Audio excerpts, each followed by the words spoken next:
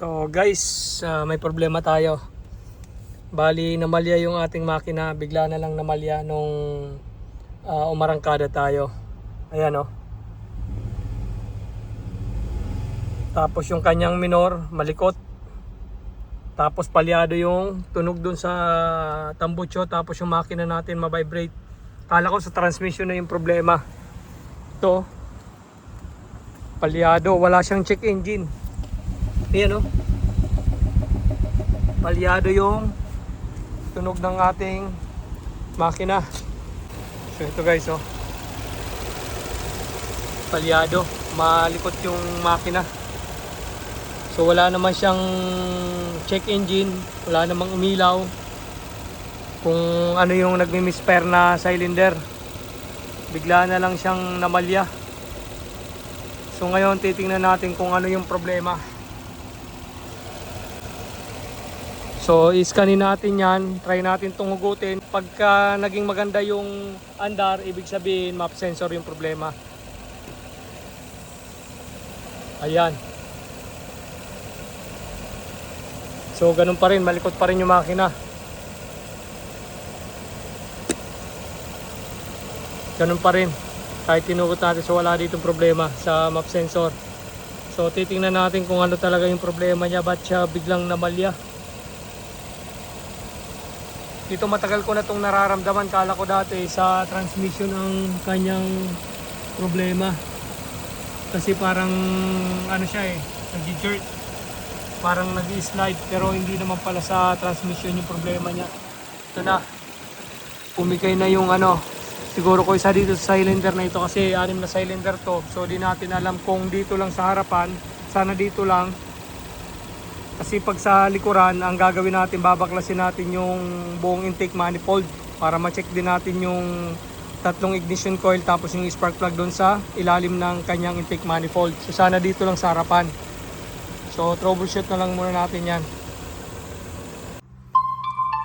So ito na guys, mag-scan na tayo. Scanin na natin kung ano yung lalabas sa ating scanner. So lalabas yung sa scanner natin, sigurado yung sa MAF sensor natin, kasi binunot natin kanina. Yung sa check engine habang umaandar. So binunot natin yung MAF sensor, kaya sigurado na isa sa mga code yung map sensor dito sa ating scanner. So auto search na natin.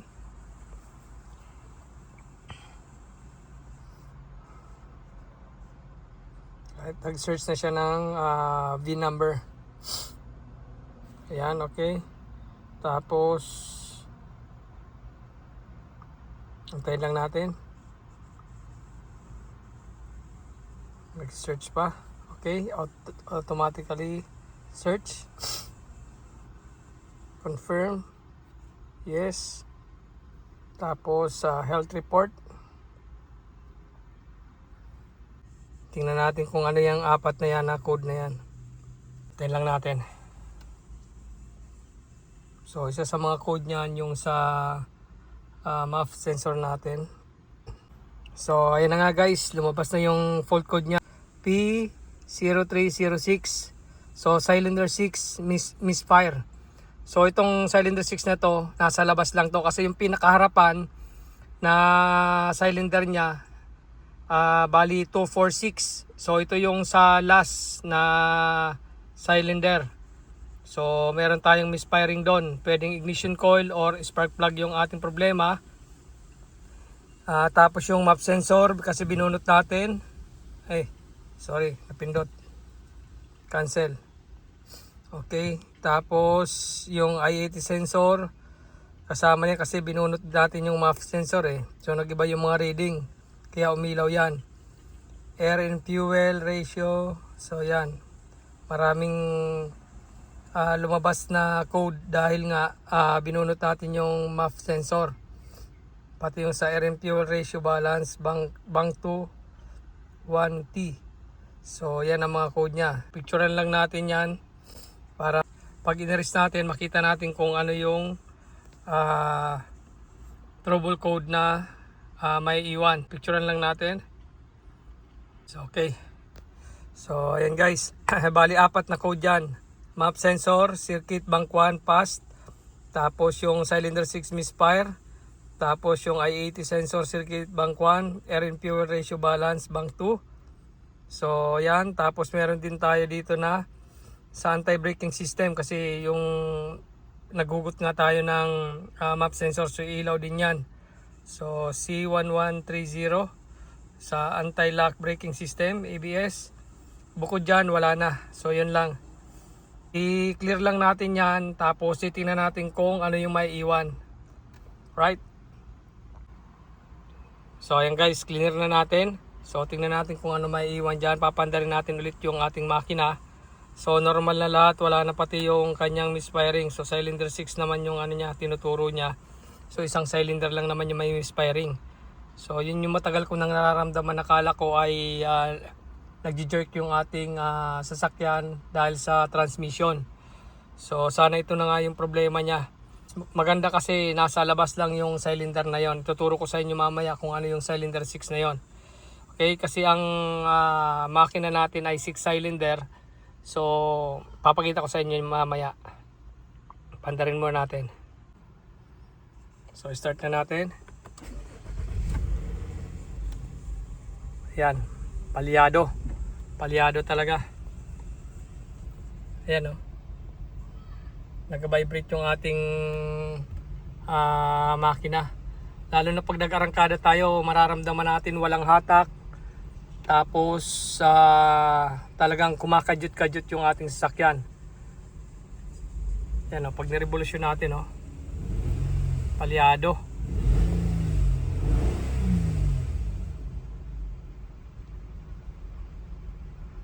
Palyado. Okay. So ngayon titingnan natin dito kung ano yung naiwan niyang trouble code.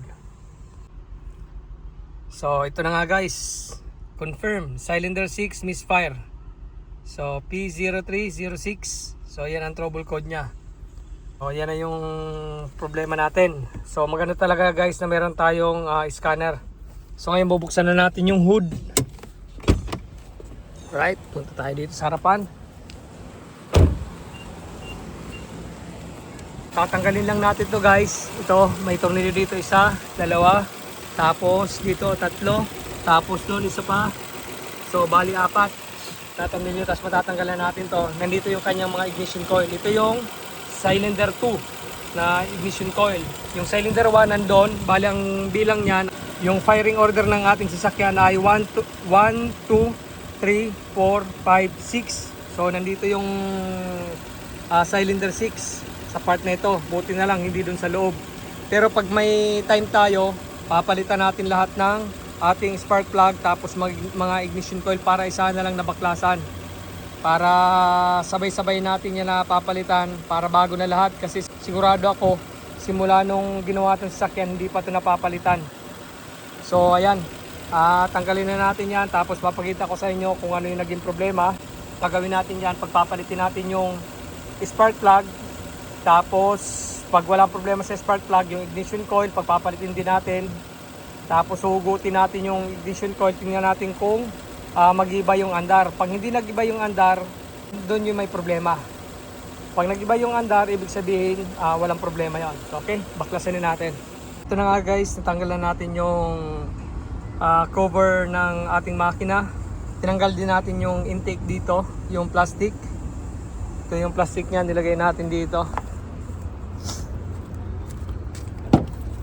So ito yung plastic ng ating air intake, yung papasok na hangin papunta sa ating air filter.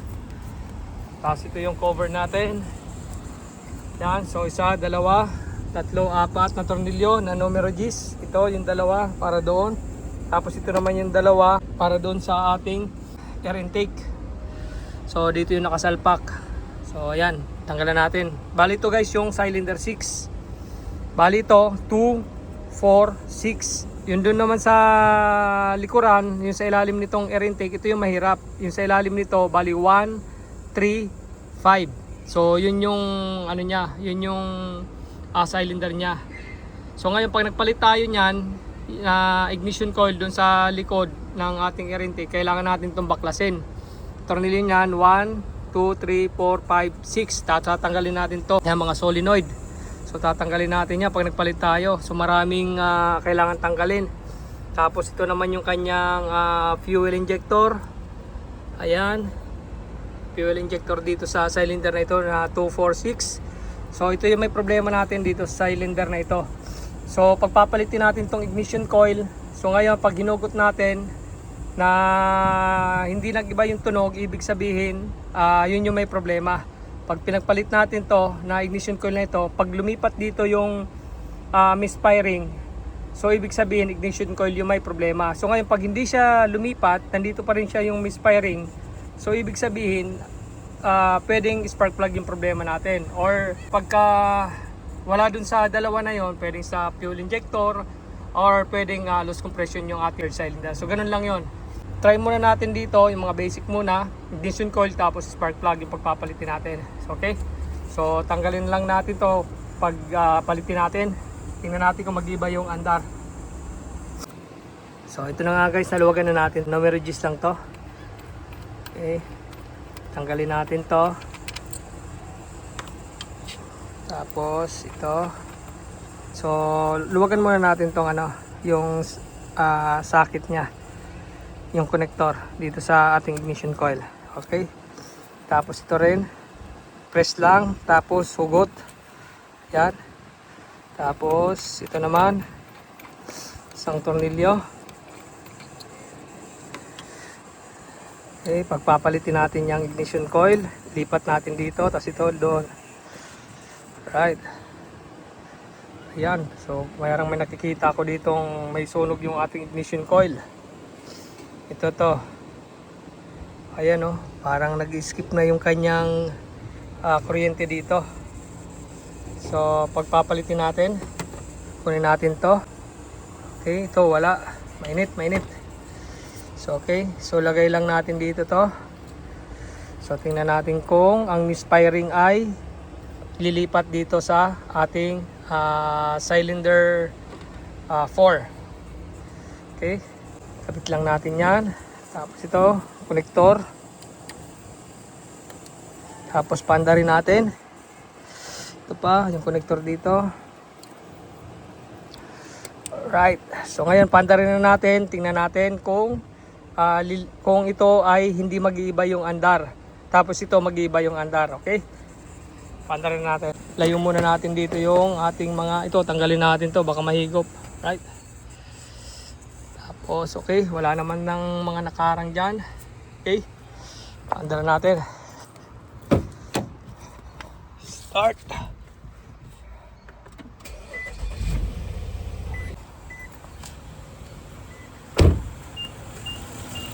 Okay, so try nating hugutin to. O ayan, ayan, nag-iba yung andar. Ito, oh yun, nag-skip yung kuryente. Yun oh, so ignition coil. Okay, tapos ito, oh ayan, ignition coil ang problema natin guys. So alam na kagad, ayan oh. Woo! Right, so papalitan natin yung isang ignition coil. Tapos pag nagkaroon na tayo ng budget, papalitan natin lahat yan. Ignition coil, tapos spark plug. Titingnan din natin yung spark plug kung okay pa. Kuha lang tayo ng isang spark plug dito. Right? So confirm, ignition coil yung may problema natin.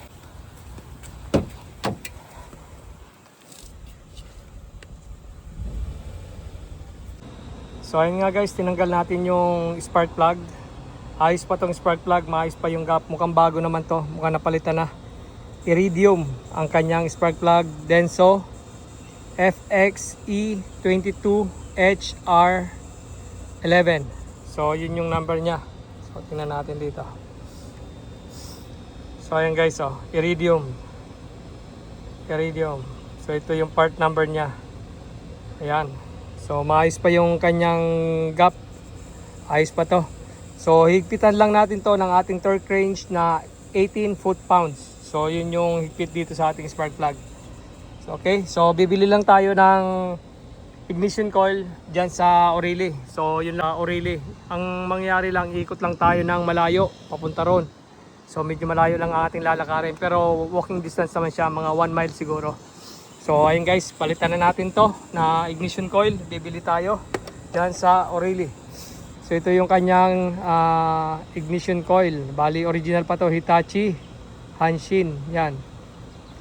So dadalhin natin to para meron tayong ipakita sa O'Reilly para sureball na pareho talaga. Tingnan natin kung magkano din. So ito yung naging problema niya. Nag-skip na yung kanyang kuryente dito. Ayan, kaya namalya na. So ito yung matagal ko nang nararamdaman na akala ko ay transmission yung problema. Akala ko nag-slide yung pala, may misfiring. Yan, ito lang palang problema. So bumigay na ng tuluyan. Alright, so papalitan na natin to. Tapos try natin ulit kung ganun pa rin. Right? So okay, bilhin na tayo kasi medyo ano na, gabi na. So ito na guys yung ating torque range. Ayan, nakaset na siya ng 18 foot-pounds. So ayan, malapit sa 20. So torque range na natin yan. Right. So wala lang tayo guys tagawak. So i-torque range na natin. So tingnan natin kung may mapapatungan tayo dito. Para may pakita ko sa inyo kung paano natin siya i-torque range. Ayan. Right.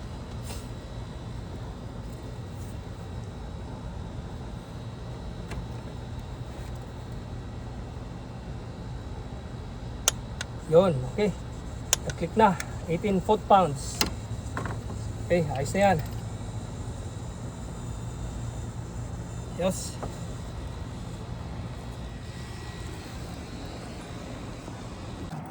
So ayan na nga guys, naglalakad na tayo. Bibili na tayo doon. Yun o. O'Reilly Auto Parts. So doon tayo bibili. Lakad-lakad muna para diretso ng exercise.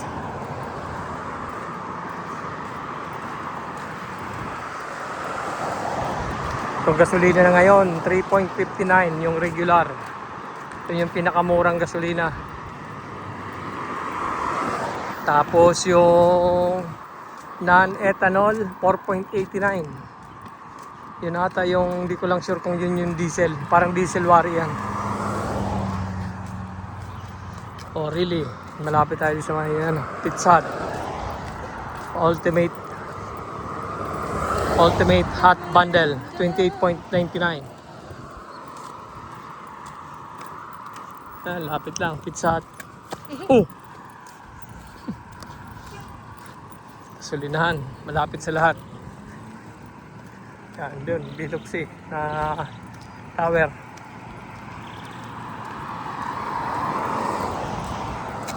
Biloxi.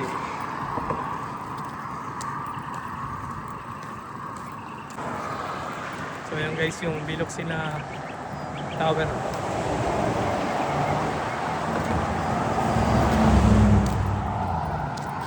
Malapit na tayo. So ayun nga guys, buti na lang meron silang stock. Thank you O'Reilly.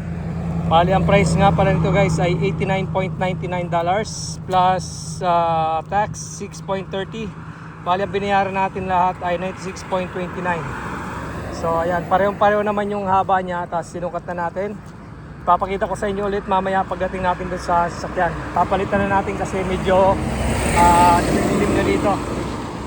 So ayan, 96.29 ang ating binayaran. Halos nasa 6,000 pesos isang piraso lang.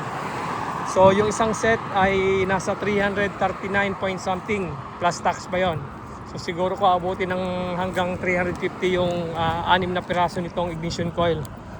So wala pa tayong budget kaya isa lang muna binili natin. So kailangan talaga papalitan natin yung 6 para hindi mapagtuan yung katabing ignition coil. Pero wala tayong magagawa kasi medyo mahal, may kamahalan yung pyesa. So okay, bali ano naman to, lifetime warranty naman to. So pag nasira, papalitan nila ulit to. So hindi na natin kailangan i-keep yung receipt. Sabihin lang natin yung phone number natin, tapos papalitan nila yon, lifetime warranty. So yun ang pinakamaganda dyan sa O'Reilly dahil may lifetime warranty siya. So pag nasira, papalitan nila ulit. Ayan guys, so di ko lang sure kung lifetime din yung pagpapalit. So baka isang beses lang pag nasira. So yun, di natin alam. Pero nakalagay lifetime warranty, yan nakalagay yun. ignition coil. On plug, limited lifetime warranty.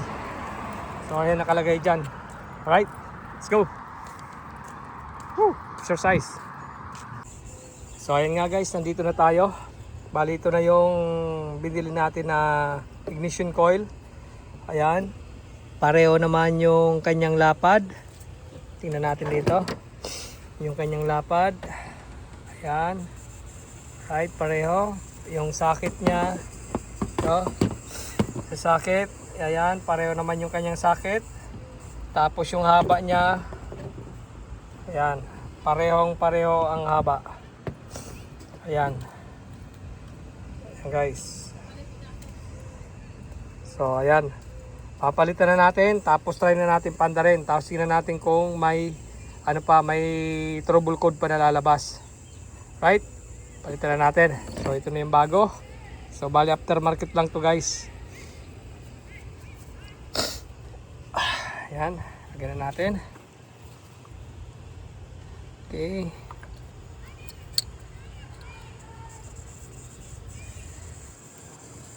Yan, sakto sa lagayan ng tornilyo.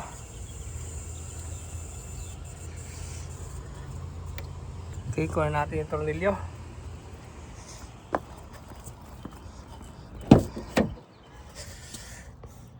Ito yung kanyang bolt. Right.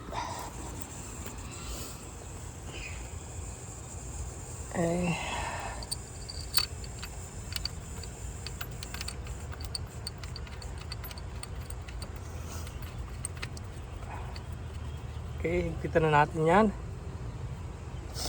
Kunin natin yung panghigpit dito. Numero G's. Wala. Nandito pala sa likod. So, ito yung ating panghigpit. Numero G's. Babalik na rin natin yung mga tinanggal natin. Okay.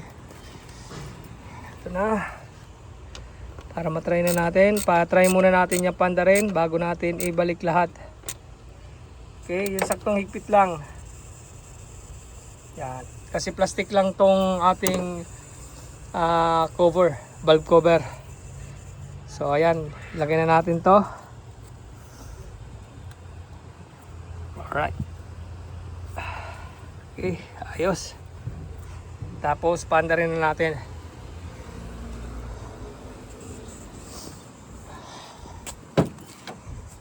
Okay, dito na tayo. Start na natin.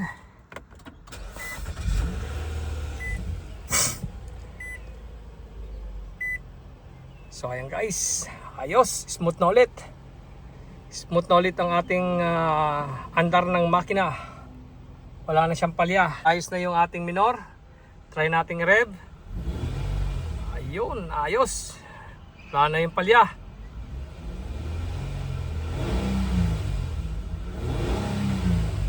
Alright. So ngayon, titingnan natin dito. Hindi pa natin na-erase yung ating trouble code. So tingnan muna natin dito kung nandito pa yung code niya. So clear muna natin to. Yung expiring DTC. Yes. Alright. So clear natin. Tapos tingnan natin, i-rev natin. Tapos tingnan natin kung babalik ulit yung kanyang trouble code. Hindi na siya tumatalbog-talbog. Napakatining na ng ating RPM. Ayan, napakatining na yung andar ng ating makina. Yung RPM hindi na siya malikot. Ayan o. Rev natin.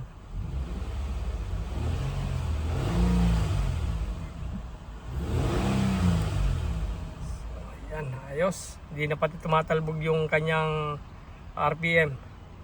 So ayan, normal na lahat. Normal. Ayan, normal. Wala na.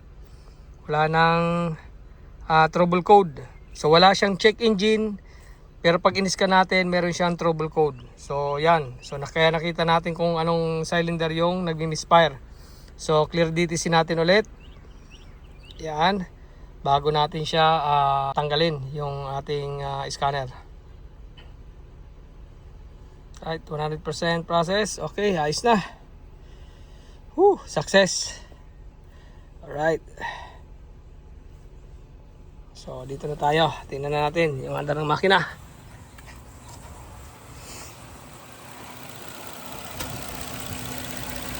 So ayan guys. Ayos. Kung nagustuhan nyo itong ating video, huwag po natin kalimutan i-like, share and subscribe ang aking channel at pakiclick na rin po ng ating notification bell para lagi po silang updated sa ating mga video. Maraming salamat po at ingat po tayo. God bless po.